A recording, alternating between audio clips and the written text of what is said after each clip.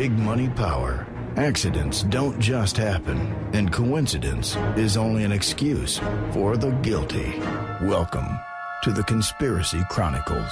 The only thing we have to fear is fear itself. Nameless, unreasoning, unjustified terror.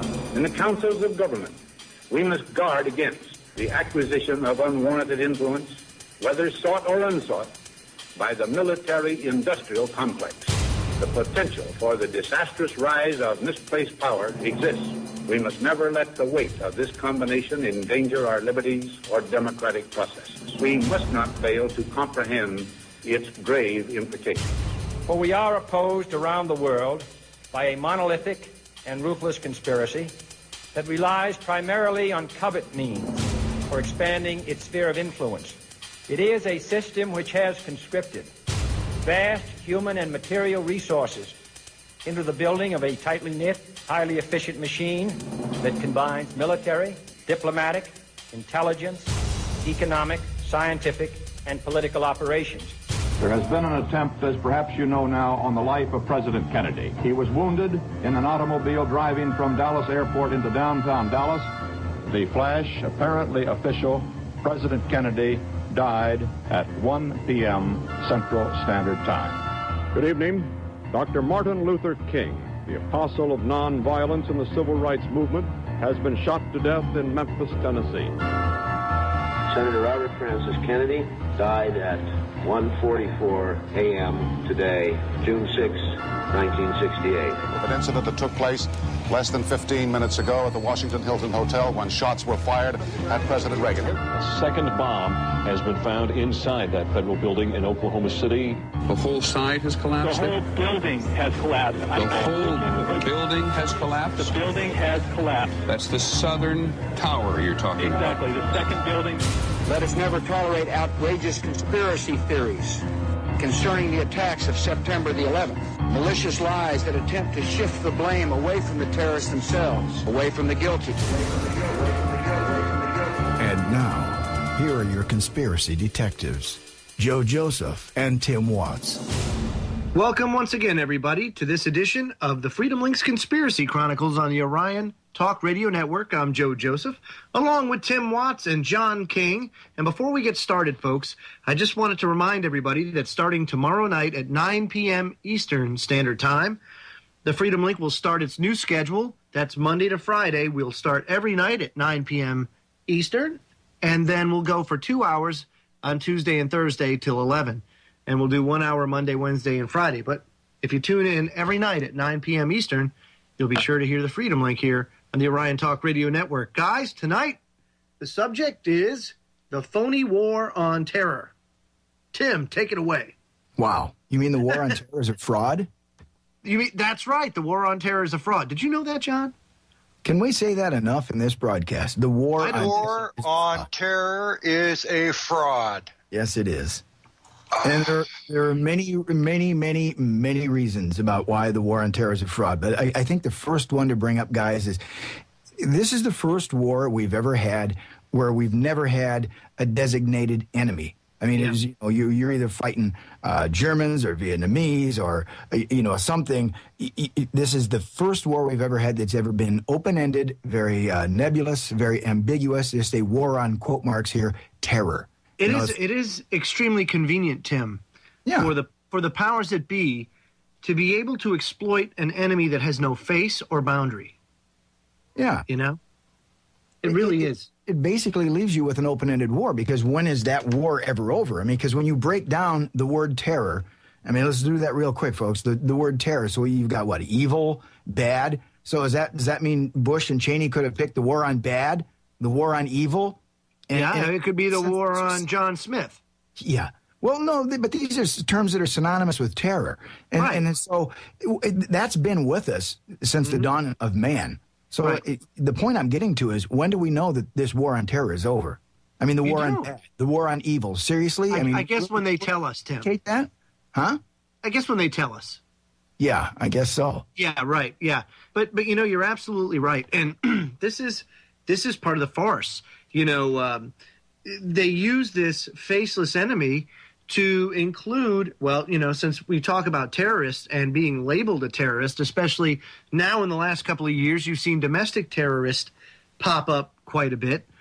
And they use this because they can make you fear your neighbors. They can make you fear the guy that owns the 7-Eleven or whatever. It doesn't matter what religion. It doesn't matter what ethnicity you are or what income bracket. If they want to make you a terrorist, they can, very simply, because the brushstroke is so broad that defines it, And how convenient, Tim, is this? I mean, here you have, and tonight we're not only going to go into why the war on terror is phony, but what is the purpose of the war on terror, and what are they trying to accomplish by it? That's something that we hope that we'll be able to get out and communicate to everybody tonight. So, go ahead, Tim. The biggest point, I think, is just for folks to understand that this war on terror is a fraud. That's exactly what it is, and it can be taken as nothing more. It is a fraud. It is an open-ended war for imperialism, for a march towards the New World Order. Nothing more, nothing less. Right, absolutely right. So let's get into, Timmy, some history on the war on terror, shall we? And I mean, you've got a really good database for that, as you've written quite extensively on this topic. Well, it just goes back and looks again at, at the wars that we've had. Spanish-American War, the war, World War II, when we fought the Germans, we fought the Japanese, right. We had the Vietnam War. Again, every war has had an identified enemy, every single one of them. And this is the only time we've ever declared a war on something, again, so nebulous and so ambiguous that you can't put a face on it. I mean, they haven't even said that, they've tried to lump two groups in there. They've tried to lump Al-Qaeda, and they've tried to lump the Muslims. So they've got something else. But the big figure for forever, the boogeyman, was Osama. And most people don't know. We've mentioned it before on this broadcast before, but he was a CIA asset. And that whole thing with the Al-Qaeda, that's another part of the war on terror. You have to understand, folks, that Al-Qaeda is an organization that was created by the CIA. Right. It was created during the Reagan administration when we were fighting the Russians. We were trying to keep the Russians out of Afghanistan because we wanted our grubby hands on there. We didn't want the Russians getting in there. So we set up the Mujahideen and all that, and we armed these people. And Tim Osman was the guy, alias Osama bin Laden. And again, Al-Qaeda is our creation. That's right. And Al-Qaeda stands for the network. I mean, that's what it is. It's a network of people. Well, a database is essentially right. A database, right? A database, yeah, and a database of all the CIA contacts that they could use in their war against the Russians. Right. And so, funny now how this little CIA organization becomes a center key in their war on terror. Again, an organization that they created. Yep. Very, very, very interesting how this all comes about. And they've used terrorism throughout history. I mean, terrorism is nothing new. It's just that's the flashy title that it's called right now, But case in point, fear has existed ever since humanity has existed, and ever since humanity's existed. And I think really now, Tim, they've learned from their mistakes over the years, trying to implement their agendas and everything else. Mm-hmm. And so they come up with this genius scheme, and it's quite genius to be able to bamboozle a whole country or world for that matter, because the whole world's in on this, to believe this faceless enemy, this borderless enemy. I mean, they've got everybody looking over their shoulders. They've got neighbors spying in on one another. They've got corporations set up that spy on people now. You know what I mean? All this stuff, this gigantic police state, is all the result of that war on terror. John, go ahead. Thank you, John King. I believe the imprisonment of the American people is their goal and what this is all about. Not just a physical prison, but a mental one. The United States back in the 1930s has declared the American people as the enemy and of the state, and the New World Order rogue regime that we have in power now has declared the American war on the American people using psychological warfare as well as economic warfare to gain their goal of fear with their problem, reaction, solution. Anybody, like you guys said, anybody can be a terrorist, whether it be the 80-year-old lady next door to the checkout clerk at Walmart. Yep, that's right. I mean, it doesn't have to be cookie cutter the way that we've been shown throughout the years in the mainstream media. You know, and that's the problem. They can make anybody a terrorist they want. And because of the pre-programming, the predictive pre-programming and everything else, guess what? People believe it. We'll be right back after these messages, folks. So much more to talk about tonight on the Phony War on Terror when we come back.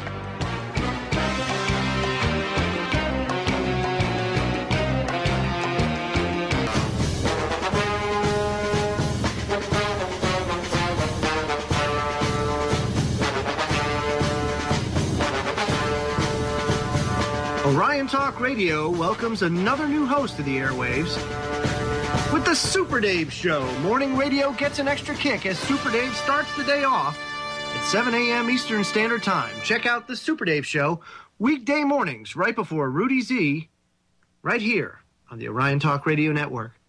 Joe Joseph and Tim Watts and John King, and we're talking about the Phony War on Terror, boys. Timmy, where do we start?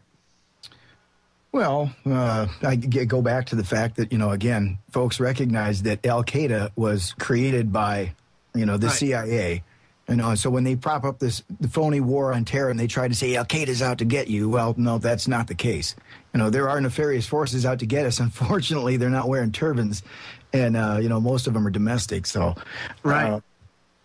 It's interesting because you remember...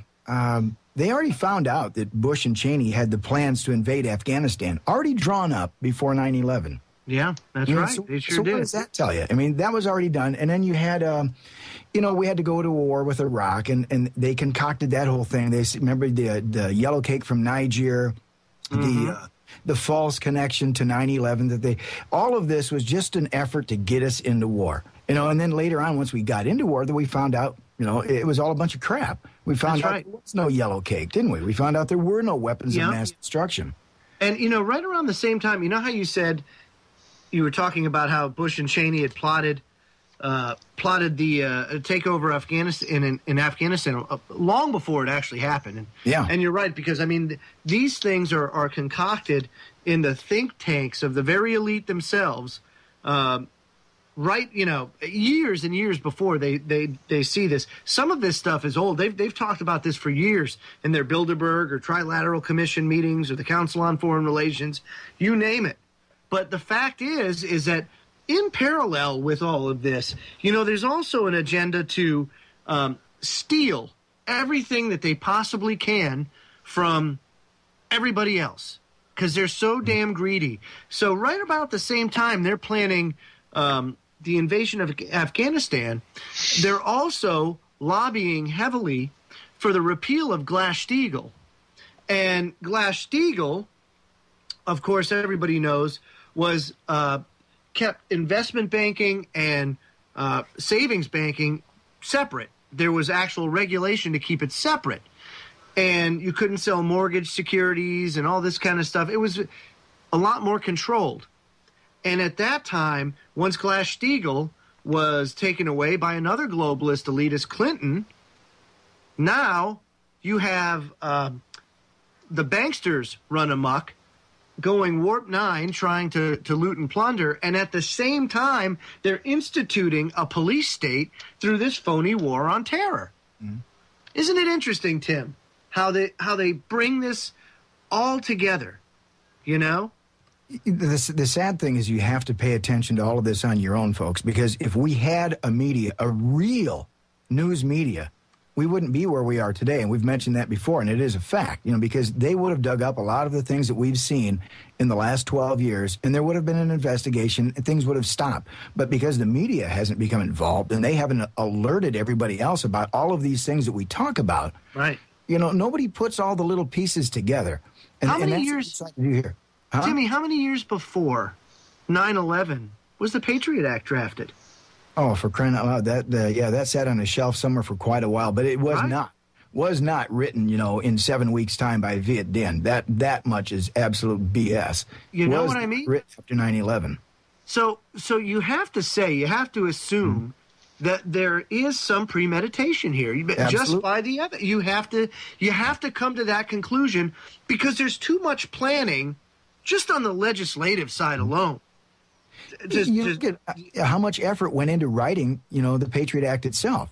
Yes. Think, all right, that's an inordinate amount of time, arduous effort, a lot of critical thinking went into that document. So just to what you said, Joe, it shows it's premeditated. Yeah, it is. It's a premeditation, and this is something that's gone on now for a very, very, very long time. Now, this is why, folks, it's so important that you become students of history, and to know that if you know the past, you can almost predict the future, because they're going to try the same thing again. They just put a different spin on it. Sure. Tim? And so these attacks, all they are to advance other agendas, whether it be a police state agenda, whether it be the further looting of things. But I think it's interesting, you were talking about Al-Qaeda, and, we've also got Muslim Brotherhood. Muslim Brotherhood, of course, is the Al-Qaeda to MI5 and MI6. So that's the British terrorist wing, I guess you could say, the ones that they prop up. But to me, it doesn't seem like they're setting this up as a war, quote unquote, that will have an end, because you have to keep the people in fear. Otherwise, they're not going to be preoccupied with that, and they're going to start looking elsewhere. Yeah, it's always their big control tool is fear. That's how they control people. Yep. No, for sure. Now, some things to be aware of, folks, as we start this journey here as far as the war on terror. Now, there's been a lot of demonization of the police.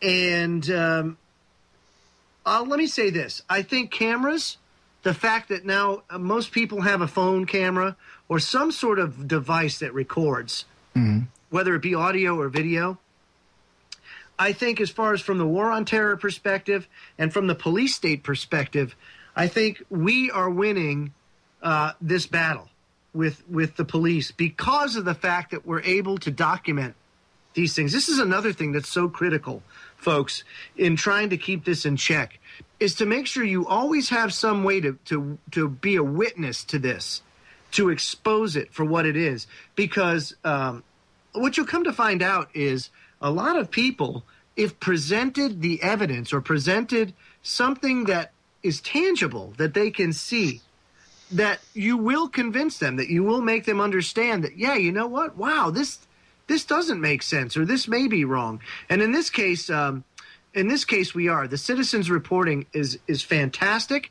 and is doing a great job at trying to keep a lot of this stuff in check.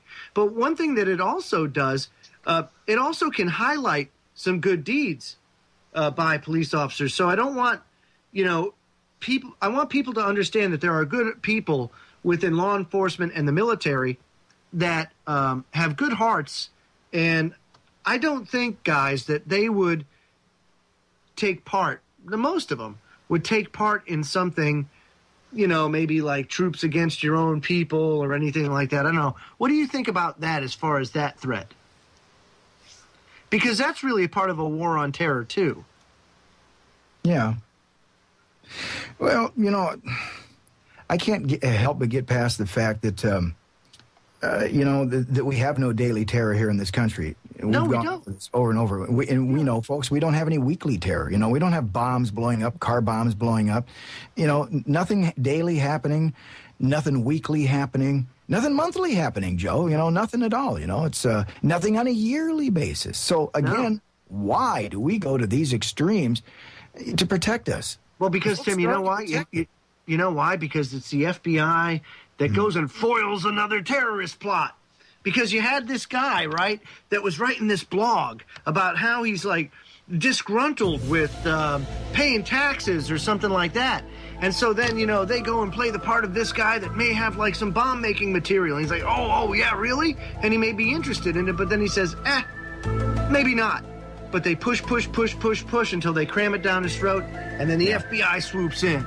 No, they set them all up, you bet. Yeah, it's all set up, and that's the way it is. Folks, we'll be right back after these messages. Much more to come when we come back.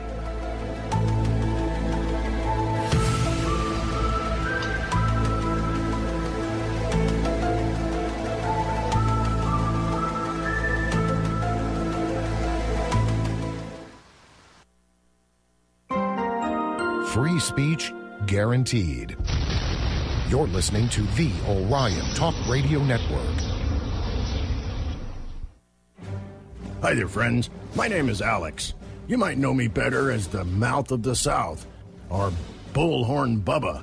When I get home from a hard day of fighting globalist scumbags and the New World Order, I like to kick back and listen to alternative media that I know will give me the truth. Someone who won't scream at me while he's trying to enlighten me. Someone who doesn't lose his freaking temper at the drop of a hat like a crazed madman. Or someone who doesn't go batshit freaking crazy and step off the deep end of reality to take a 5-minute mental dump bordering on all-out bull goose Looney Tunes psychotic behavior. And that's why I listen to Orion Talk Radio. Not only do I get the show prep for next morning's show, but I also get the truth without any fear-mongering or having someone try to sell me gold and silver every time I turn around. So don't be a scumbag. Get the truth right here, just like me, on Orion Talk Radio. Orion News Talk, news and views beyond the mainstream media. Joseph here, along with Tim Watts and John King. And John, you wanted to make a comment about the yellow cake, that story, that nice concocted story. Yes, I did.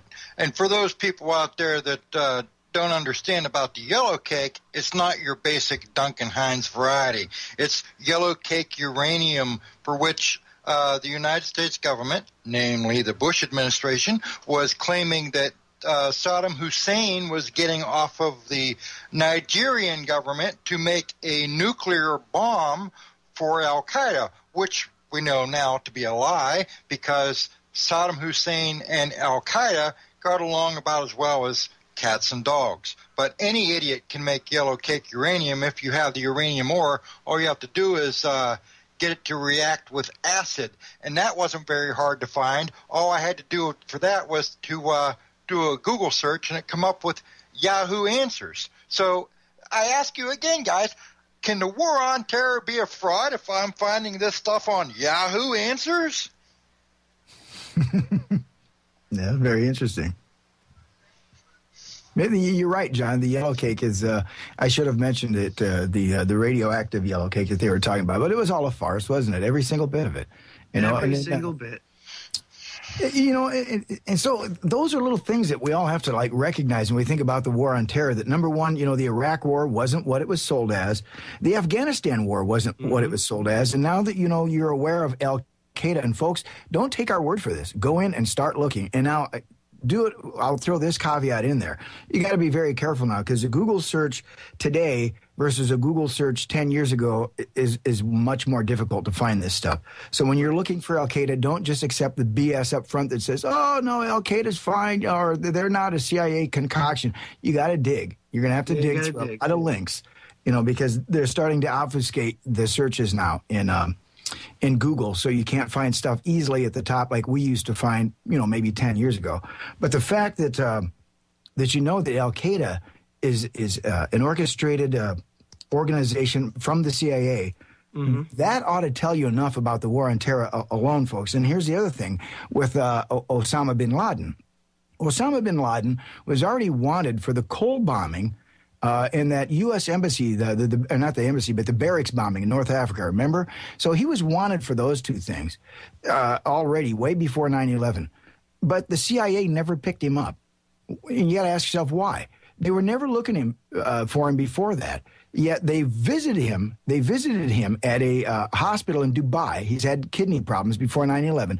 And he was actually visited by the CIA station chief, well-published story. It's been out there for a long time, just before 9/11. So if he's already wanted for the Cole and he's already wanted for the barracks bombing, why doesn't the CIA pick him up at that hospital in Dubai? Why don't they pick him up? I mean, ask yourself, why don't they arrest him? They were right there. They had the chance. They didn't. You know why? Because they needed the boogeyman. They wanted that patsy out there. They wanted to be able to use the guy. And after 9/11, what's the first thing he said? He got wind of this right away. He's like, oh, no, I'm being set up. And so he put out a message, says, I had nothing to do with this. Nothing to do with it. Yep. You know, and people are going to say, well, yeah, sure, that's what he would say. Yeah, sure, he had nothing to do with it. Well, then they on the other side, they buy it later on when the press comes out and says, oh, look at this video of this right-handed Osama saying that, he takes credit for it. And then, of course, then they buy it. That's right. Paul Craig Roberts wrote something about how phony this war on terror is when he was writing about CIA torturer Jose Rodriguez and how he bragged about torturing people for the CIA. And, he says, notice that Rodriguez, the torturer of Muslims, doesn't have to hide. He can go on national television, reveal his identity, and reveal his success in torturing and murdering Muslims. Rodriguez has no Secret Service protection and would be an easy mark for assassination by terrorists so capable as to have allegedly pulled off 9/11. Another easy mark for assassination would be former Secretary of Defense Donald Rumsfeld, who staffed up the Pentagon with neoconservative warmongers such as Paul Wolfowitz and Douglas Feith, who in turn concocted the false information used to justify the invasions of Iraq and Afghanistan. Rumsfeld himself declared members of al-Qaeda to be the most vicious and dangerous killers on earth. Yet Rumsfeld, Wolfowitz, Feith, Richard Pearl, together with neoconservative media propagandists such as William Crystal and Max Boot, have been walking around safe for years, unmolested by terrorists, seeking revenge and bringing retribution to those responsible for as many as 1 million Muslim deaths. Do you see what I'm saying, guys? Here you have this supposed organization that had the capability of pulling off 9/11, and these people that were responsible for killing all these Muslims, for torturing Muslims and everything like that, and they walk around with no fear at all. Does it make any sense? No. No, it doesn't. None of this makes sense, Joe. None of it at all. And again, back to when you recognize some of the basic facts here, that al-Qaeda, was a CIA concoction, that Osama bin Laden really had nothing to do with 9/11. And the fact of that is the FBI never once had him on their most wanted. Well, they had him on the most wanted poster, but they never had him listed for 9/11. Never. He was That's always right. wanted for the Cole bombing. He was wanted for the barracks bombing in Africa. Never once did it say they wanted him for 9/11. Right, Never once. exactly. They said they have to prove. But the government went along, all the time. What did they say? Boogeyman, Osama, Boogeyman, yeah, Osama. War of terror. Now that's one thing that I'll give the present administration some credit for, and I don't like to give them much credit because I'm pretty PO'd with them. But there has been a big change between the two administrations. No longer are we getting the terror, 9/11, terror all the time. We're still getting it. But it's like, man, Cheney, he was just off the chain with that stuff. He was off. Oh, that's right. That's right. Paul Craig Roberts, he says, remember the deck of cards that the Bush regime had with the Iraqi faces?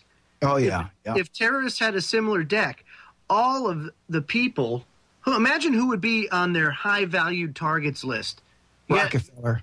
Right, yet there has not been a single attempt on any one of them. Strange, isn't it, that none of the above faced with a terrorist threat? None of them are faced with it. Yeah. Yet the tough, macho Navy SEALs, right, who allegedly killed Osama bin Laden, must have their identities kept hidden so they don't become terrorist targets. Yeah. Do you understand what I'm saying? Here you got guys like Condi Rice, Colin Powell, who delivered the speech of lies to the UN to justify the invasion of Iraq, and you got Dick Cheney, all these people with minimal Secret Service details or none at all, and they live with no fear, none. Yet these SEALs, Navy SEALs, if you will, have to go and keep their identities hidden so they don't become terrorist targets. Does it make any sense to anybody? No, it's just a bunch of BS. And secondly, if that was the case and they killed Osama bin Laden, who supposedly took down the World Trade Center, these guys are heroes. Yep. They should have a ticker tape parade down down Manhattan. But they don't. Why? You know? Nor is the guy that supposedly shot down Flight 93. No ticker tape parade for that guy either, you know? Yeah. There's go ahead. Well, the SEALs' lives are so endangered that President Obama gave up the enormous public relations political benefit of a White House ceremony, you know, with these heroic SEALs. Yeah. I mean, that's big political gain right there. I mean, I'm telling you what, who misses a political opportunity like that? Yeah, no, for real. And you know, a photo op. Yeah, and let me say, Paul Craig Roberts, he continues, he says, if you were a Muslim terrorist seeking retribution for Washington's crimes, would you try to smuggle aboard an airliner a bomb in your underwear or shoe in order to blow up people whose only responsibility for Washington's war against Muslims is that they fell for Washington's propaganda? Yeah. Good question, folks. We're going to break. We will be right back.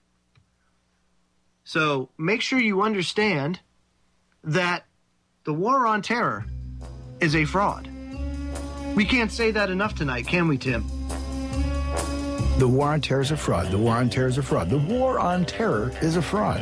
That's right, folks. Don't forget. You mean the war on terror is a fraud? No, yes, exactly, Tim. The war on terror is a fraud.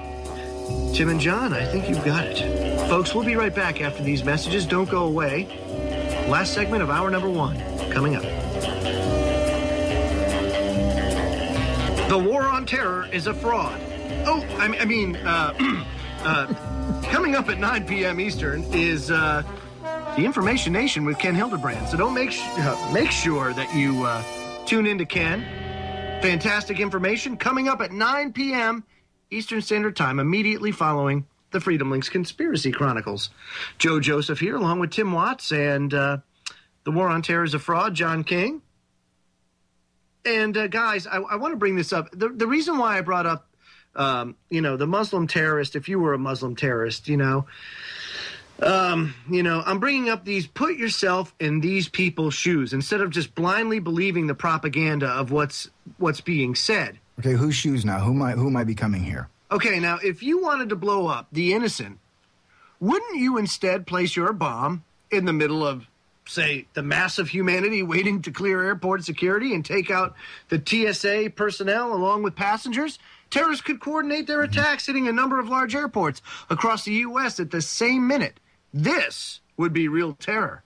Yeah. Moreover, it would present TSA with an insolvable problem. How can people be screened before they are screened?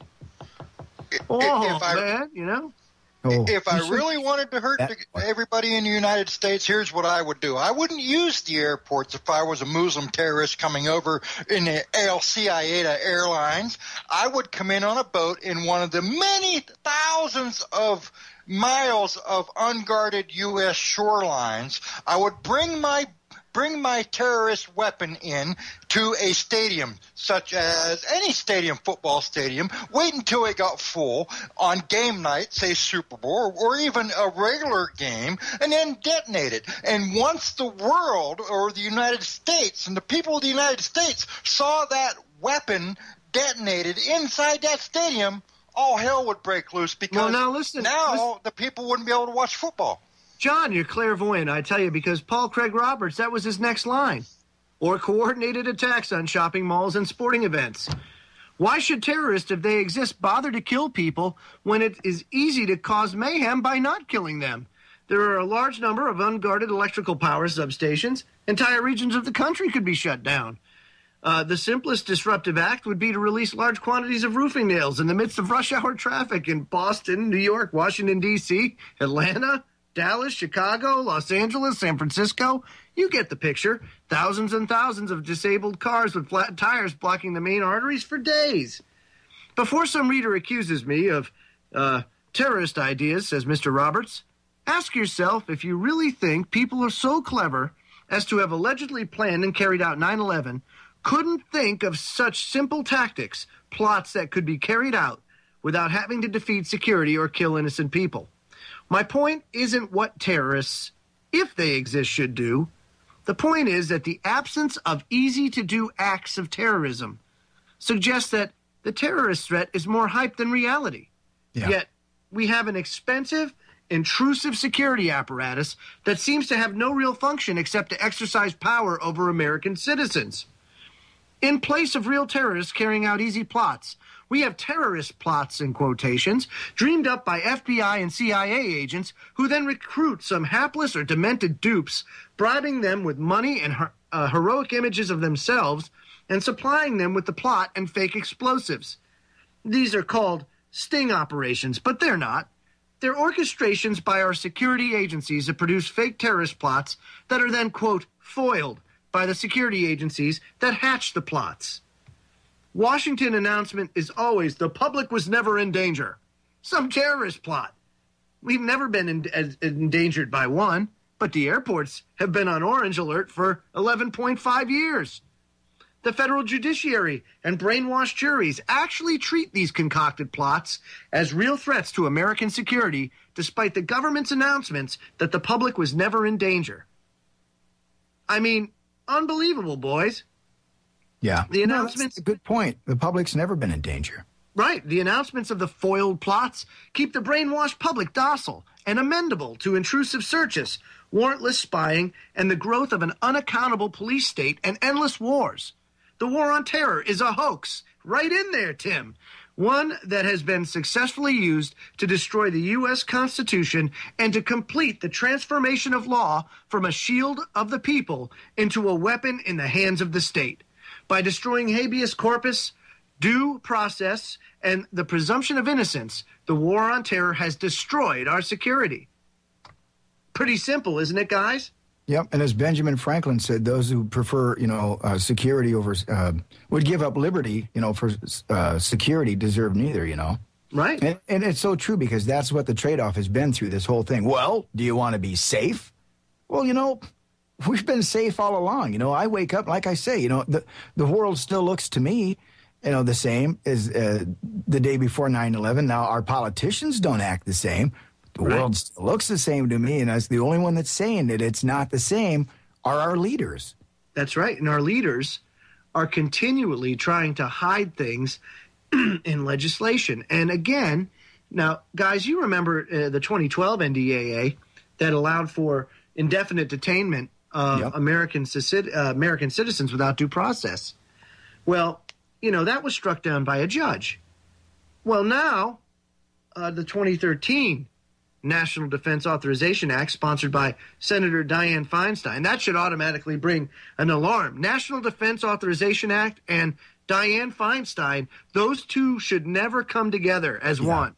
She's another CFR person. Okay, so I got a slight mention of that in my King's Court tonight. Oh, very good. And folks, that'll be coming up at the top of hour number 2. But anyway, Business Insider says that it passed by a vote of 67 to 29 vote late Thursday and has been hailed as a way to end the prospect of indefinite detention of U.S. citizens. But it isn't, because there's a catch. Here's the key sentence of the amendment. It says, quote, an authorization to use military force, a declaration of war, or any similar authority shall not authorize the detention without charge or trial of a citizen or lawful permanent resident of the United States apprehended in the United States unless an act of Congress expressly authorizes such detention.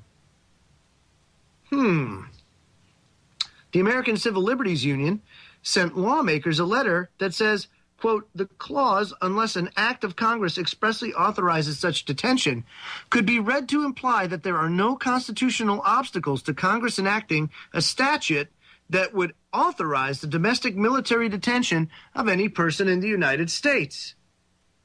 And, would you believe it, guys? Carl Levin. You remember Carl Levin, Tim? Sure. He was integral. He was integral in making the language. Remember, Tim? The administration said that the language needed to be in the bill. Yep. And he was looking at us with those eyes over those frickin' half-moon glasses that would go down to the tip of his nose. Well, even Carl Levin seemed to agree. This is a big unless, he said. Well, thank you, Mr. Levin, for finally growing, getting a little bit of a conscience. So it's clear that the administration wanted it in there. And the other thing, we talked about this before. The Dark Lord of the Sith, he was involved in that too. I mean, we had Dick Cheney actually involved in those Senate negotiations for the NDAA. He was out of office. He has no business, no rightful business whatsoever being involved in NDAA. No. So, folks, when you hear that Dick Cheney was involved in NDAA 2012, that ought to raise the hair on the back of your neck, and that ought to put off red flags and flares everywhere. That's right. It absolutely should. Absolutely should. Now, Michael McAuliffe of the Huffington Post points out that Levin himself said that he believes, quote, the 2001 authorization for the use of military force authorized the detention of U.S. citizens when appropriate in accordance with laws of war. The AUMF gives the president the authority to indefinitely detain anyone involved in carrying out the 9/11 terrorist attacks. And as Business Insider reported, lawyer Bruce Afrin said that the 2013 NDAA states persons lawfully in the United States can be detained under the AUMF because it equates the AUMF with Section 1021 of the NDAA, which allows the president to indefinitely detain anyone who commits a belligerent act or provides, quote, substantial support to the Taliban, Al-Qaeda, or my favorite, Tim, Associated Forces. Oh, yeah, Associated Forces. Yes. It's up there. Yes, that's my favorite two words, probably in the last 2 years, Associated Forces. And however they want to associate you. That's right, John. I believe you are Associated Forces. I am a force of one. But you're associated with something. So you Me, gotta myself, go. and I. Okay, you got to go. Sorry. See what I'm saying? There you go. Yeah, see what I'm saying? That means that the 2013 NDAA may be the only statute that Congress would need to pass to authorize the domestic military detention of any person in the United States. So by just passing that law, they are creating an act of Congress authorizing it. Do you see? Well, and don't think that, well, they're not going to do that, though. They're not going to do that. Oh, really? These are the guys that already passed the Patriot Act, the Military Commissions Act, the Homegrown Terrorism Act. Do you really think they might not do that to us? I mean, Congress has been out of line ever since day one. I mean, that much is for sure. I mean, that's right. We haven't been terrorized by terrorists. We've been terrorized by our politicians. That's right, folks. The Feinstein-Lee Amendment, in the guise of protecting constitutional rights, has instead simply extended the unconstitutional powers that the 2012 NDAA granted to the president, also to Congress. Folks, hour number 1 is done. Hour number 2 is on the way. Much more on the phony war on terror when the Freedom Links Conspiracy Chronicles continues. We'll be right back.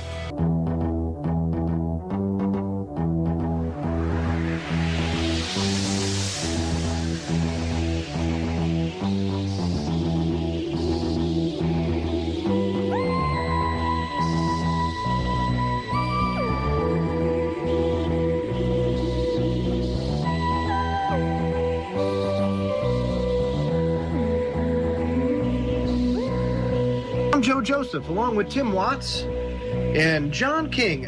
A reminder for anybody that just joined us. The Freedom Link now is going 6 days a week. We've got the 5-day-a-week Freedom Link broadcast that's going to start at 9 p.m. Eastern, Monday to Friday. And then on Sunday, we still do our Conspiracy Chronicles from 7 p.m. to 9 p.m. So now you get 6 days. Wow. Holy smokes. Whew. Boy, it's getting hot in here. It's getting hot in here, baby. So the Freedom Link overload. Number 9. Number 9. Number 9. Number 9. Oh, my goodness. So, in the spirit of, let's celebrate, shall we? Let's have a little King's Court. Thanks, Joe. Today I want to bring something to the foreground of everyone's mind. I've been talking about the NDAA and how the American system has declined into tyranny and the United States Constitution has been cast aside when it's beneficial to the government officials, or even when a person, let alone a U.S. citizen, has not even been found guilty of any crime. We have corporations such as the TSA or the Federal Reserve that claim that they are not subject to congressional oversight or to the Constitution. To say such a thing means they are not beholden to any laws or subject to the will of the people, and are essentially above the law. The Eighth Amendment to the Constitution says excessive bail shall not be required, nor excessive fines imposed, nor cruel and unusual punishments inflicted. Recent legislation has circumvented this most basic right. The Military Code of Justice says that no punishment shall be inflicted upon any individual that has not been convicted of a crime. This week, Private Bradley Manning has been given an opportunity to speak of his torture and treatment while in the custody of the United States military penal system. Sleep deprivation, sleeping into a bright light, standing for hours and hours on end, as well as many other forms of non-invasive torture meant to break a person's will and dehumanize the subject were inflicted upon him. Whether you believe or not Private Manning is guilty is beside the point. The mere fact that the government is willing to undertake torture of its citizens and disregard the founding documents is evidence that we're under a rogue regime. A nation is not only made up by its people, but by its own laws. And it is when we cast aside those laws we become a nation of despots. What is despotism? Despotism is known as the right of exercising absolute power. In this case, it is usually done in a cruel and typically evil manner. This can also be considered a type of rule, whereas the leader has complete power. President Obama reserves the right to abduct anyone, anywhere around the world, including any U.S. citizen, and hold them indefinitely without bail or trial, such as in the case of Bradley Manning, for over 900 days. Obama now asking Congress to give him their congressional power over the purse strings. I believe that this will be the last step before this country falls into this despotism. He has the power of the NDAA to gag, bag, and tag any U.S. citizen without trial. He has the power to execute anyone, including a U.S. citizen, that the president finds a threat. So if you think the work that we do here at Orion Talk Radio comes without the chance of consequences, you're thoroughly mistaken. I have been placed on the national watch list just for the crime of speaking out. Now, granted, Dianne Feinstein has a bill called the Feinstein Amendment, which will end indefinite detention, but it will never see the light of day, let alone get the committee for congressional or senatorial passage for the president's signature, as this is all a dog and pony show for the American people. It is also a great coincidence that the timing is during the long-awaited Bradley Manning hearings. At least for now, Congress can stop the president by withholding funds. But now the president wants to control the purse strings set by Congress by the Constitution. The puppet of the World Bank, if given the power to control our currency, would indeed have absolute power over the people. And I believe we would be in full despotism. When is enough enough? When they come knocking at your door? You know, an ostrich is on the railroad tracks and sticks his head in the hole. Doesn't stop the train. It just means it's not going to see the train coming. I think it's time for the American people to stop being an ostrich and pull their head out of their hole and take a stand. After all, we, the people, has no meaning if there is no brave souls to enforce it. Guys, back to you. Well, thank you, John. And very well spoken, by the way. Where did you learn some of those big words? That's what I want to know. It's like, wow, John just pulled some big words out of his tuchus. Fantastic. More than 2 syllables. Man, I'll tell you what, a hillbilly can be educated. Very good. So, Timmy, where do we go from here? Where do you want to take this war on terror? We keep going back to the fundamental root of the problem here, and that is that Al-Qaeda is our creation. And we just want to play a little quick clip here from, we should have some time. This is Greta Van Susteren interviewing Hillary Clinton, and Hillary Clinton actually admits that the United States created Al-Qaeda. So listen up here. So if you think if we walked away from this, didn't give them money today, it would be worse for us from a security standpoint. I do. We're building a relationship that just did not exist. I said in our last trip when you were with me that we had a huge trust deficit, in part because the United States had, to be fair, we had helped to create the problem we're now fighting. How? Because when the Soviet Union invaded Afghanistan, we had this brilliant idea that we were going to come to Pakistan and create a force of mujahideen, equip them with Stinger missiles and everything else to go after the Soviets inside Afghanistan. And we were successful. The Soviets left Afghanistan, and then we said, great, goodbye, leaving these trained people who were fanatical in Afghanistan and Pakistan, leaving them well armed, creating a mess, frankly, that at the time we didn't really recognize. We were just so happy to see the Soviet Union fall, and we thought, okay, fine, we're okay now. Everything's going to be so much better. Now you look back, the people we're fighting today, we were supporting in the fight against the Soviets. Yeah, well, the people we're fighting today, we propped up, Yeah, absolutely. We started it all. And here's another thing. Remember just a few years back, it wasn't that far ago, they were actually saying that Al-Qaeda was all but wiped out. Oh, yeah, we've got Al-Qaeda on the run. We got them on the run. That was it. Yeah, they're on the run. All I could think of was their camels. Them on their camels, just going through the desert, right? And you're right, Tim. It just seems like they never go away. They're always there. Those guys on the camels are kicking our ass. Yeah, I don't think it's camels, though, guys. I think it's the guys in the suits. I think it's the guys in the suits out of Langley, Virginia, most likely. Absolutely. No, I agree with you, buddy, as a matter of fact. But that's the imagery that they weave in your head. Oh, wait a minute. You know what I mean? Because they say Muslim, Muslim, Muslim, You mean the war on terror is a fake? Oh, boy, here we go. It's been a mantra tonight, folks. We can't say it enough. The war on terror is a fraud. But, look at what it's perpetrated. Let's talk for a second about some of the recent things that that's been perpetrated. Just recently, the last couple of shows, we've been bringing up, Tim, the executive order establishing the White House Homeland Security Partnership Council. Do you realize that if the war on terror didn't exist, first of all, the DHS wouldn't exist? Nope. That's for certain. And you wouldn't have the DHS trying to embed agents into private industry, into community groups, into churches, into government. You're talking the establishment of the Politburo in the United States. Mm-hmm. And all of this happens as a result of the war on terror. Go, John. Did you know that there was over 1,271 different organizations in the United States alone dedicated to keeping us safe from the terrorists? I know. I say. Joey, you just made an excellent point, and it's something I think we should back up and talk about for a second. And it's just, folks, think about this. If the war on terror didn't exist, that's just such a great thing to think about, Joey. There's a great point to bring up. If it didn't exist, everything that they're pushing today has to do with somehow terror and our safety, whether it be redoing, our driver's licenses, our passports, anything. Everything has to do with terror. Terror. That's right.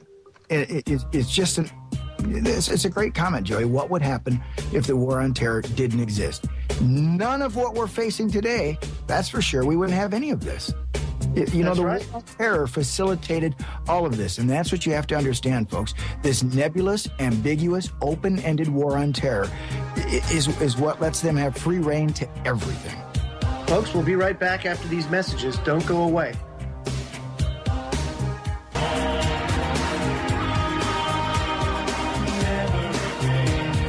If you want the inside story on what really happened, take a trip down the rabbit hole with Popeye Monday, Wednesdays, and Fridays from 10 to midnight and Sundays from 5 to 7 p.m. Eastern Standard Time. The most compelling 2 hours in radio, guaranteed to show you a side of the Matrix that you never knew existed.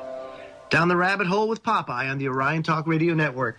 Joe Joseph here along with Tim Watts and John King. And we're talking the phony war on terror. That's right. It is a fraud.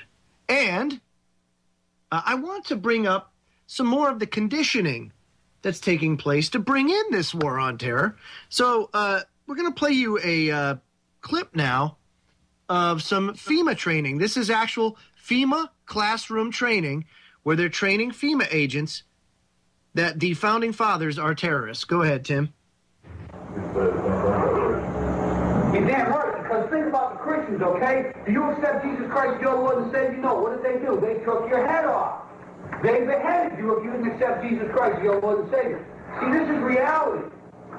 Yeah, they're terrorists, but the bottom line is to them, they are not. Now, why is that important to understand? Because they are as committed to their cause and to their way of life as you are yours. And they see you as being wrong. That's very different. When people are passionate about what they believe in, they become a very difficult enemy to be. Who was the first terrorist organization in the United States? Who? Founding Fathers. Founding Fathers. You mean Thomas Jefferson? Oh, yeah. You mean George Washington? Oh, yeah. Paul Revere? Yeah. These guys right here, let me ask you something. Did they try to scare people? Oh, yeah. They tried to intimidate the British. Did they use acts of violence? Your founding fathers, my founding fathers, were involved in acts of terrorism against British officials because they systematically had British officials assassinated.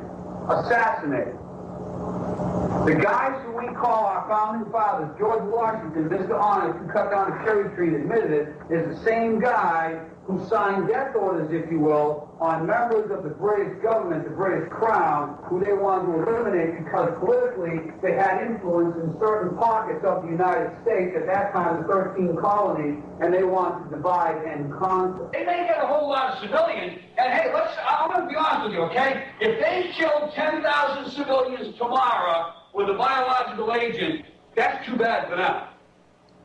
Wow. The Founding Fathers. That's incredible. John King, you talked about that, Joe. They're going to be doing that over and over. You know, they'll come up with some long lost documents. You know that. That's right. Oh yes, yeah. Like the Jefferson papers. Yes. To paint them, in a bad light, and it's already happening. Yeah, or they'll say that they're pedophiles or something like that. Well, right.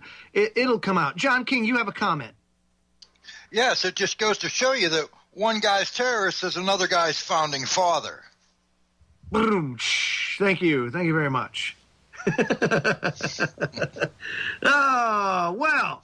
Just depends on which side of the fence you're sitting on. I mean, if you're sitting on the side of the New World Order, we're all terrorists. You're a terrorist, I'm a terrorist, Tim's a terrorist. But if you're on their side of the fence, then they're the terrorists. It just depends on your point of view or outlook. That's right. We got a little echo coming from you, Timmy. Thank you, Tim. Oh boy, one of those nights, folks. But we'll be getting through this little bit of a technical difficulty, and I want to bring up this next subject, the plot against the internet, because our fight against this fraud, one of the biggest tools in the fight against this fraud, of course, is the internet. You know, the internet has brought about a level of consciousness to people and a level of information transfer that has never been seen in the world as we know it. And now they want to regulate it because, gadzooks, it's foiling their plans. So let me bring this up. This is Politico, and this is bureaucrats from around the world will gather behind closed doors in Dubai next week to plot an end to the internet as we know it, or so Washington would have you believe. Hill lawmakers warn that the 120-plus U.S. delegation needs to fend off efforts by China, Russia, and developing nations to use a United Nations branch organization to censor or tax the net. Google is orchestrating an online petition right now, and even Grover Norquist is involved. The hype is a perfect storm for Matt The UN will take over the internet unless you act fast. It was very important for the United States to send a shot across the bow and let countries like China and Russia know that we're on to the games that they're trying to play, says Rep. Mary Bono Mack of California, who led a successful effort to pass a resolution against the interference in August of Senator Marco Rubio's companion measure in the Senate. So Congress has already said, look, we're not going to get involved in this. We, as the United States, are not going to try and regulate the Internet. Well, first of all, guys, let me ask you this. Would they want to regulate it if they're trying to collect information? You know what I mean? Here they are. They've got the biggest listening station now built in Utah. And this thing can hold every communication that the world transmits, types, that anything you do, it can hold for over 100 years for everybody on the planet, every communication. Why would you want to limit that? So, of course, the United States is going to say, no, because we want to collect all this stuff. We want as much information as we can, because then they take this information and, this is where the best and the brightest go, the National Security Agency, and they write these algorithms that can go and put that information, that communication, everything that you do, everything that you buy, everything that you type in on your phone or your computer or your emails, everything that you say on the phone, things that are seen in cameras, the whole nine, puts it together in a timeline, and all of a sudden, your life is laid out in front of them. So by taking away part, if not, most of this Internet function, I believe that you won't have as much information. So the United States doesn't want that, They want that information. John, you have a comment. Mute, John. Unmute. Thank you. Thank you. That facility can hold 5 zettabytes of information. 5 zettabytes, guys.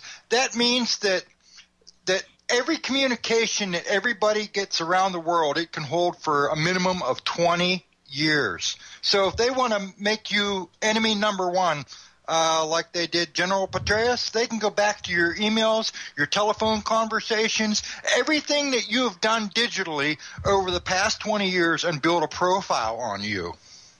Oh, absolutely. And they even have, and one of the reasons why they say, 100 plus years of communication is because these drives, because of this massive amount of data storage that this thing does, it's very easy because everything's modular. So you have to understand the way that it's that these big servers and big hard drives, if you will, are structured.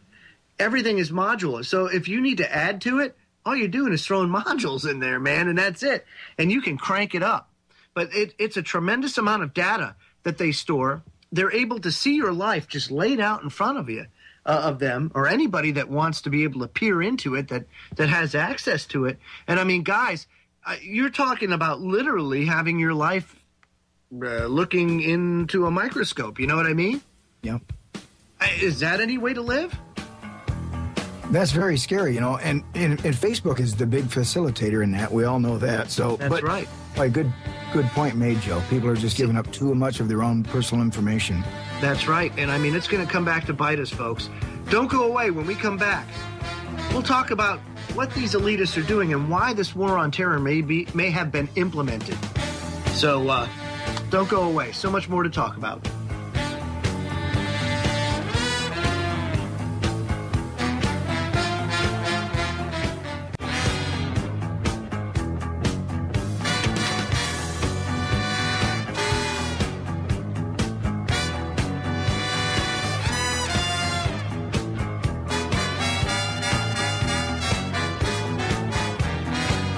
Folks, every night before the Freedom Link takes to the airwaves, you can listen to the Sound of Freedom weeknights from 7 p.m. to 9 p.m. Eastern, right here on the Orion Talk Radio Network. Sound of Freedom hosted by Ryan Brooks. He's a U.S. Army vet who found his awakening while serving in Afghanistan. He brings the truth to evening radio, weeknights from 7 p.m. to 9 p.m. right here on Orion. News and views beyond the mainstream media. Joe Joseph here, along with Tim Watts and John King. And so we've kind of gone through this whole gambit of why is the war on terror here, and how is it made up? So we kind of briefly went over that, but now I want to get into why. Why is it here? And guys, in parallel, not only have you had this rampant expansion of the police state and erosion of our liberties in this country, but you've also had the looting aspect of it, of the American taxpayer, has just gone up at just an enormous rate. I mean, this thing is just chugging along at lightning speed. And you can go back and look at the repeal of Glass-Steagall and the deregulation of Wall Street, and right off the bat, you started having these toxic mortgages that went on, and then of course they said, "Wow, oof, boy, we're doing great here, getting all this, all this credit out there and easy credit, and boy, the economy's chugging along. We're making a ton of money, but ooh, this is going to hurt us in the end. Oh, wait a minute, wait." Maybe we can cut these mortgages up. Yeah. We'll slice them up into different pieces. Then we'll repackage them together and sell them as AAA backed assets out to people. Yeah, that's what we'll do. And then banks like Lehman Brothers go and sell upwards of $5 trillion of these toxic assets. And that's just one of them. And one day they come about and they're like, "Wow, I think the gig is up, guys. We're screwed. We can't keep this going any longer. What do we do? Let's sell, baby. We'll just sell all the crap that we've got now. We'll have a fire sale. Woo! By the time everybody knows, man, we'll be out and free and clear." And so, of course, it didn't exactly work out as easily as they thought. But in the end, I mean, you had a bunch of banks and people and retirement funds and pension plans, all this kind of stuff that were holding these worthless pieces of paper that the banks went and sold fraudulently to people. And you saw entire retirements wiped away, people that have worked 40, 50 years towards retirement, gone in the blink of an eye.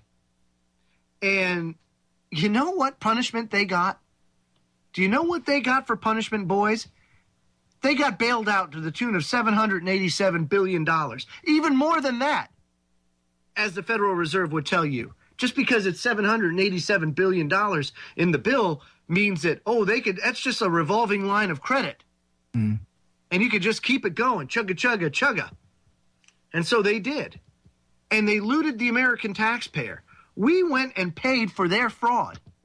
And they still walk today. Free. Well, but why is that, Tim? Well, because they've got us under their thumb with this freaking police state. Add up, the money that's been spent on the war on terror. And I don't just mean military-wise, but, everything all the way across the board. The war on terror has been cha-ching. It has really created its own little empire, I tell you what, its own little cottage state or whatever you want to call it. Military-industrial complex has just gone bazing through the roof. I mean, look at the $1 trillion we've spent. And you're right. The trillions of dollars we spent, and then, I hearken back to what you said, about how we've had these different enemies throughout the years. The Cold War, that was a great enemy. That was a great enemy to have, for the United States, and keep that patriotism out there and everything else. Well, then the Soviet Union collapsed. Oh, gosh. Well, they can't. No more boogeyman. Oh, no more boogeyman there. We need a new one. And, 9/11. John King came up with a great, how 9/11 happened, and all of a sudden they were out there with the patriotism, and everybody had a flag on their house. And I'm not saying that the feeling inside people's hearts wasn't genuine. But the fact was, it was brought out because of a false, an act that was perpetrated by someone other than what they said. So it was false patriotism in a way, because we weren't exactly weren't exactly given the right information, if you will. You know? So, well, go ahead, John. You want to make a comment? Yes, and that was back when quite a few of the music artists also come out with a few hit songs. And I'm proud to be an American, for at least I'm proud, or at least I thank God I'm free. The whole thing of patriotism just crammed down everybody's throats, and it was un-American if you didn't have a flag posted out in your front lawn or off of your stoop at that point in time. I remember seeing that on the news, that if you didn't show your patriotism, you were a communist. No, that's right. And it actually brought the country together in a lot of ways. But let me say this. You know, of course, we were all looking the wrong way. Well, most of us were looking the wrong way when it came to who perpetrated the event. And now more and more people are seeing that, you know what, maybe this is, maybe something did happen differently than what we were told. And perhaps there's more to this war on terror, or this police state, or these bankers on Wall Street than we were led to believe. You know, I remember in the 80s, Tim, there was an infatuation with Wall Street. I mean, we had a lot of Hollywood films on it, but it wasn't towards exposing fraud or anything else. No, you know what it was? It glorified that. Yeah. There was a real glorification of the Wall Street elite in the 80s, at least in my opinion. And to me, it seems to be some sort of, like, again, more conditioning. Yeah, you know, you're right. You know, what was the film that was, I'm trying to think of the guy that was in there, it was called Wall Street, wasn't it? Wasn't Wall Street, and then, like, Secret of My Success, you know, that kind of stuff. Greed is good, was that it? Was that the line? Yeah, greed is good or something, yeah. Mm-hmm. You mean it was hip to be a preppy? Well, what's preppy where you're from, John? Anybody that makes more than John King. Oh, well, there you go. Then that's preppy in John King territory. Yes. Well, there's certainly been a lot of disinformation and a lot of propaganda, you know, as both of you guys have mentioned. And to John's point, you know, about the musicians and Hollywood and that, boy, they use that to the nth degree. I mean, it even showed up in TV commercials. You know, everything was about patriotism and God and America and apple pie. And I mean, the Chevy commercials, I think they were big on picking up on that, and Ford. And, you know, I just got so tired of it, because when you know what the truth is and you see them, you know, spewing this out there, and yeah, it's nice to love your country, but again, it was a false, you know, patriotism. It was rallying people around, you know, a disingenuous cause. And I think if most people understood that, you know, they'd be pretty annoyed. You know, I know I was, but yeah, the media's been used to spin this whole thing. Right. And then, of course, these elitists go and they take all this stolen money that they've acquired from the American people, dubiously, might I add, and they go and they build these deep underground bases, these caves, these ultra-secure, bomb-hardened castles in the Ozarks. Oh, yeah, we should talk about that. Man. Yeah, next segment, we'll talk about that. And you have to ask yourself, well, why would they do that? Well, the fact is that they're doing this because they know that they cannot keep this ruse up forever, that this is going to come to an end. They already know that the gig is starting to be seen, that they're about to be exposed. They know they're right on that edge. So they are really, really ramping it up here because they need to be able to control the people. Because remember, there are a lot of us out there, Timmy. Yeah, oh yeah, and the internet is the number one thing that's facilitated that, you know, information that for these people getting caught. And back to the reason why they want to somehow maybe neuter that a little bit, or at least control the message. But you're right, you know, the information's getting out there, and they can't hold this jig up much longer. So they're planning something big. Right. Well, and this is the thing, you know, they want all the stuff, and we're not in their plans. So when we come back, we'll talk about some of their preparations, and we'll get into some of the fortresses and things like that they're building. So don't go away, folks. Last segment of the Conspiracy Chronicles coming up in just 3 short minutes. We'll be right back. Hey, Joe, the war on terror is a fraud. Thank you, John.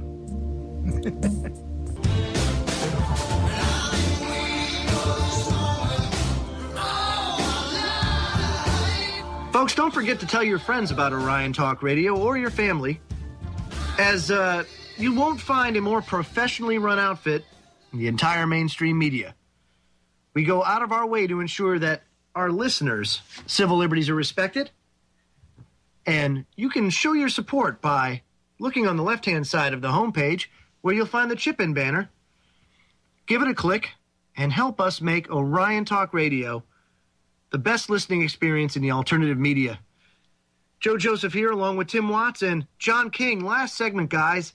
So we were talking about how these elitists, through the fear of the war on terror, have gone and looted and plundered on Wall Street.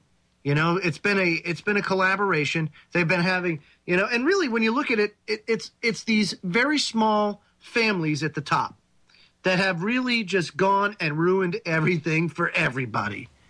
And shame on us for not being more attentive to the problem.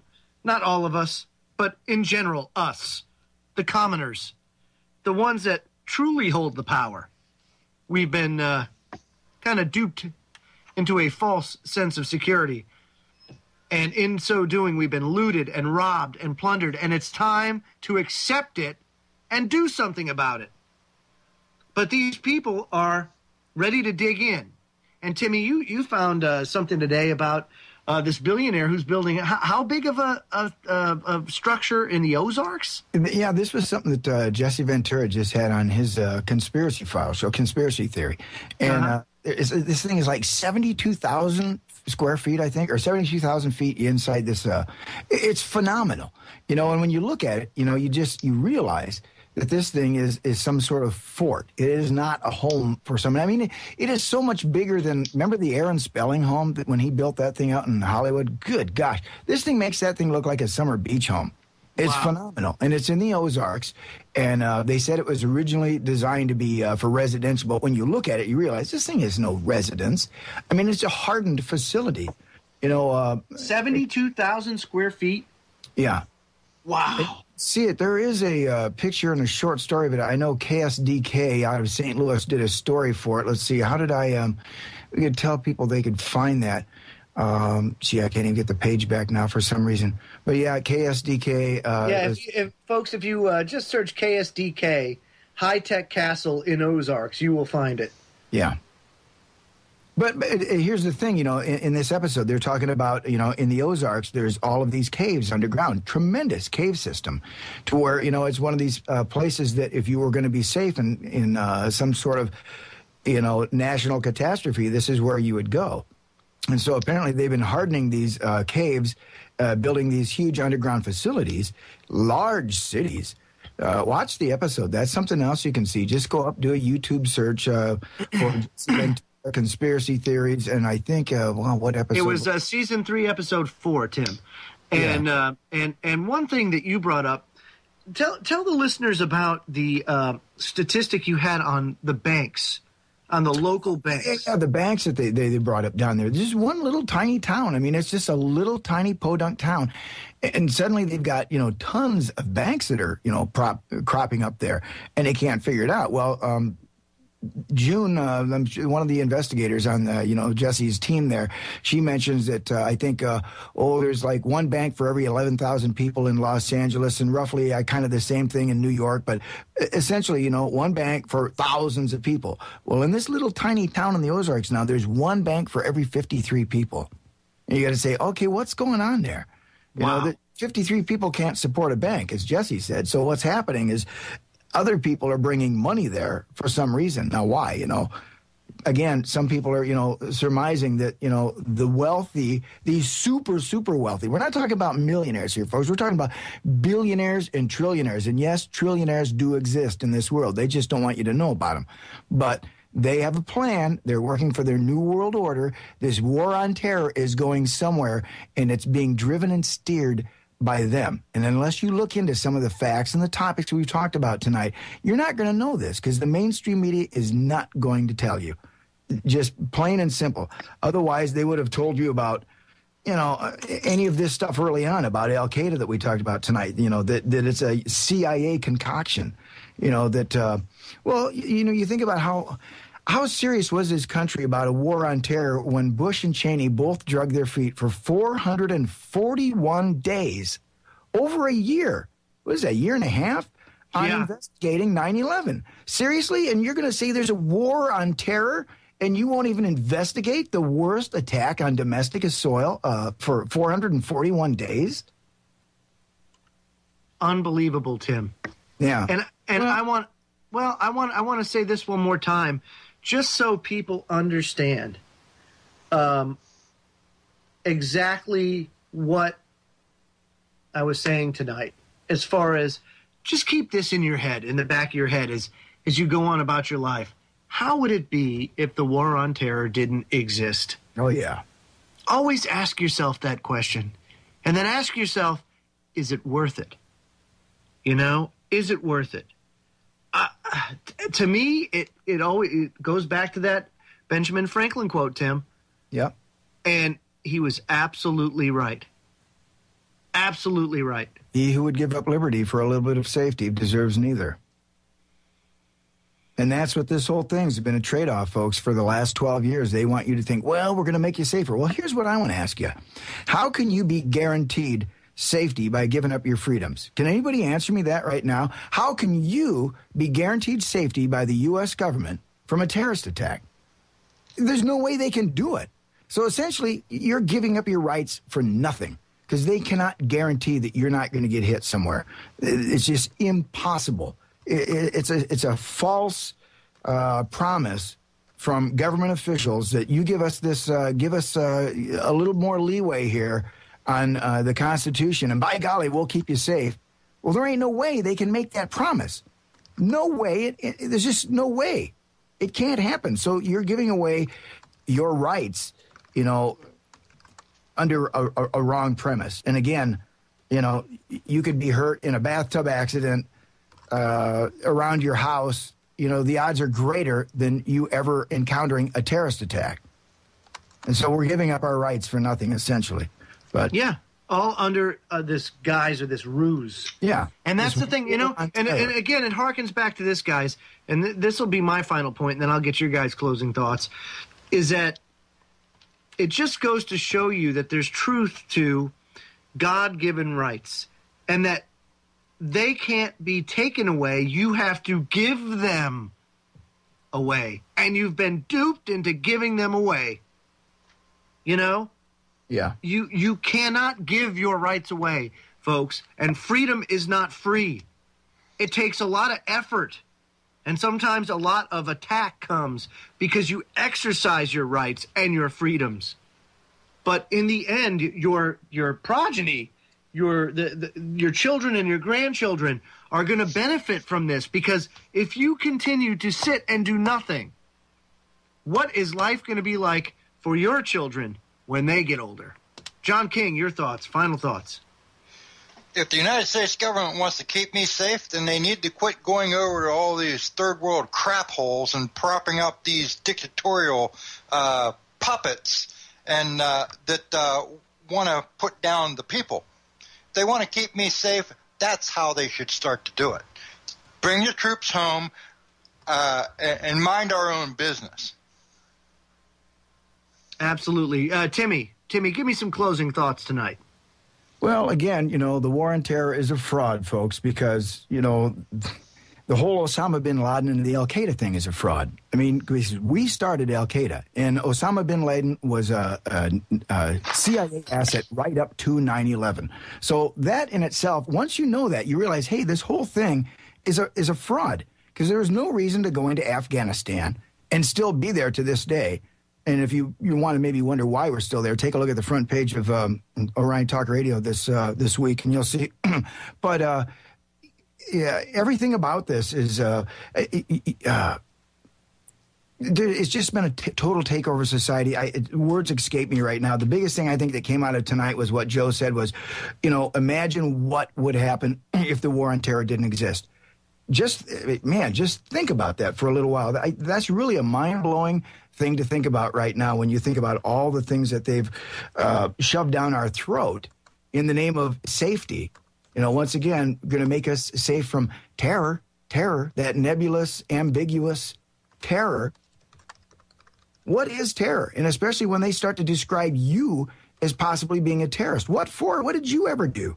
Just because maybe you said something different about our government that they didn't like, it's your right. You have a right, your First Amendment free speech right to say something about our government. But when they start to call you a terrorist for speaking out against the government, well, then you got to wonder about this bogus war on terror. Bogus war on terror. In fact, they'd make us a whole act, a homegrown homegrown terrorism. The Homegrown Terrorism Act, the fact that they would concoct such a thing. Right, yeah, I know. It's absolutely atrocious, Tim. It really is. So, folks, pick up the fight. Start really ratcheting it up. And let's expose the fraud for what it is. Spread the word to your friends and your families. Do YouTube videos, do Facebook posts, do whatever you can to get the word out there.